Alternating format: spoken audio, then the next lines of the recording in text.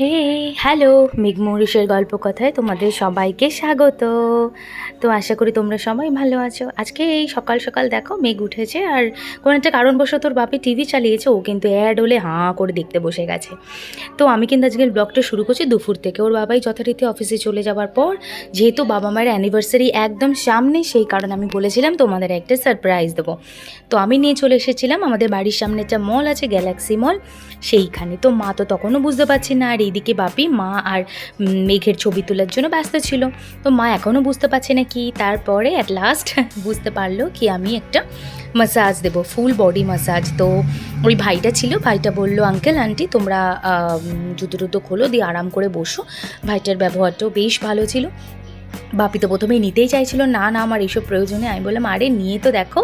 তারপর সব কিছুই ভাইটাই সেট করে দিচ্ছিল। এবার বাপি তো ওখানে আরামসে শুয়ে পড়লো, আর মার একটু অসুবিধা হচ্ছিল, যেহেতু মায়ের একটু পায়ের সমস্যা আছে। তারপরে মা ঠিক করে বসছিল, আমিও একটু হেল্প করে দিলাম বসতে।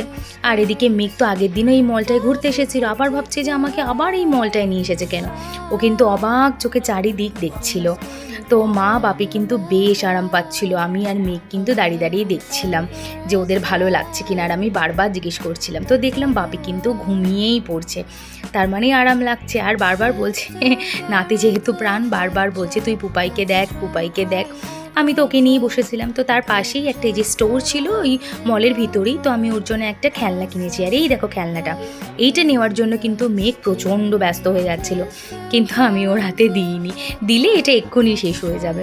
তো আমার বেশ কিউট লেগেছিল, আমি এটা কিনেছি। আর এখানে অনেকগুলো গাড়ি আছে, যেহেতু এই বাইকটায় বুঝতে পারবে না, বাপি তবু ওকে একটু বসিয়ে দেখার চেষ্টা করছিল। আর এই গাড়িটাও রাইড নিচ্ছিল, আগেও একদিন এই গাড়িতে আমরা বসিয়েছিলাম, আর কালকেও একটু বসেছিল এই গাড়িটাতে।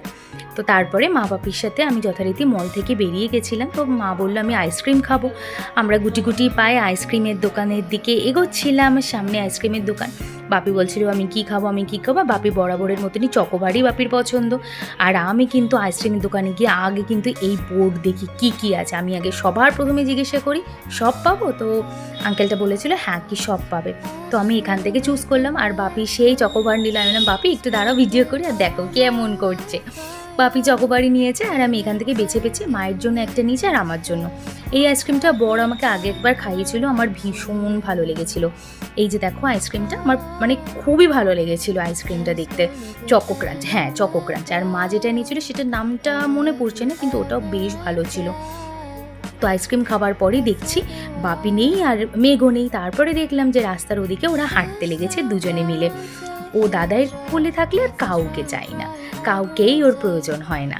আর ওইদিকে এই যে মলটা আছে, মলটার অপোজিটেই না একটা গ্যালারি আছে, স্টেডিয়াম আর কি বলতে পারো। হ্যাঁ, এই স্টেডিয়ামে কিন্তু ছোটো ছোটো বাচ্চাদের ফুটবল শেখানো হয়। মেঘের বাবাই কিন্তু খুব ইচ্ছা কি ও বড় হয়ে খেলোয়াড় হোক, দেশের জন্য খেলুক। তো আগে নসিব আপনা আপনা, জানি না এখন কি হবে না হবে। তো বাপি কিন্তু মেঘকে নিয়ে দাঁড়িয়ে দাঁড়িয়ে খেলা দেখছিল। তারপরে গোলা দেখার পর মা বললো আমি কিন্তু গোলা খাবো। তো আমি বললাম আমিও গোলা খাবো। তো দুজনে মিলে আমরা চলে আসলাম। গোলা তো আমার ভীষণ পছন্দ, আর মা সেই অনেক আগে খেয়েছিল। আমি প্রায়শই খাই, কারণ আমার বাড়ির এখানে পাওয়া যায়। তো আমি কালাখাট্টা, তারপরে কাঁচা আম, ম্যাঙ্গো সব কিছু দিয়ে বাড়িটাকে বললাম তুমি বানিয়ে দাও। আর এটা জাস্ট ওয়াও ছিল, আমি তো মানে খুবই খুশি হয়ে যাই গোলা হাতে পেলে। আর মারও খুব ভাল লেগেছিল। আমি তো ভাবছিলাম কখন হাতে দেবে, তো এই যে যথারীতি আমার হাতে দিয়ে দিয়েছে। আর তারপরে মায়ের হাতে দিয়েছে। মা কিন্তু একটা টুল দেখে বসে পড়েছে। তারপরে তার অপোজিটই আছে সিপ অ্যান্ড বাইট।